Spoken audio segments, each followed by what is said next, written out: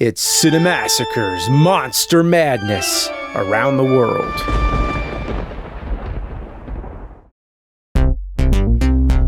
Today, we're going to Norway to hunt trolls. Going back to the ancient Scandinavian folklore, trolls have been a common character of Norse mythology. So I think we often associate trolls with Norway, especially because of the Disney ride, Maelstrom, which many of us remember being a staple of Epcot Center. Since it was in the Norway section and featured trolls, we just had to go with Troll Hunter for today's Norwegian pick. Troll Hunter is a found footage style fantasy film, which is very unique. It's about a group of filmmakers who investigate a series of bear mutilations. The search leads them to a strange guy, and he just wants to be left alone, but they nag him like a bunch of irritating pests they are, and eventually he lets them tag along with his adventure. And that's when we find out he's apparently hunting trolls. Trolls? Trolls? Yeah. At first, you can't help but laugh because of how grounded and realistic the movie seems otherwise. You start wondering if you're actually going to see a troll and what the hell it's going to end up looking like. Then all of a sudden, out of nowhere, this low-budget looking film throws an amazing CGI monster at you. And not only is it a troll, it's a troll with 3 heads. And hey, it looks pretty good. Let's talk about the CG here.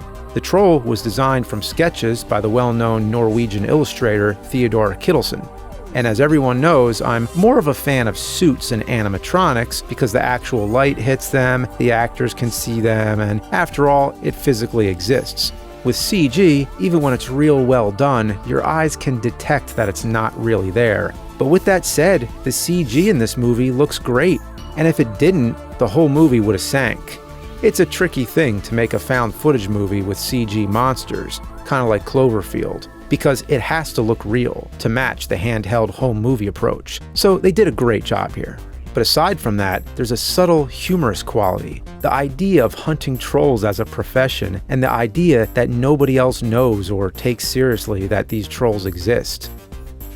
It's a certain kind of delicate humor that's very rare. In fact, it's so rare, there's only one other movie I think that truly has it. Think about it. He tracks the troll by finding the nasty fluids it leaves behind. There's a bit of elusiveness at first, until finally, wow, actual physical contact. He has his set of unorthodox gadgets for either luring or stopping the troll by shooting a beam of light at it. Boy, what other movie am I thinking of? Then there's all this scientific babble about how the trolls exist and trying to rationalize it in overly complicated and funny explanations. It's this kind of humor that I haven't seen done so well since 1984. Yes, that would be Ghostbusters. Just switch out the ghosts for trolls.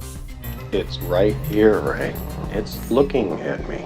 The parts I find funniest is every time you see a new type of troll and something new and unexpected happens. One of them turns to stone when the light hits it, but just after you've accepted that, the next one fucking explodes. And then to hear the guy explain and casually say, yeah, sometimes they explode.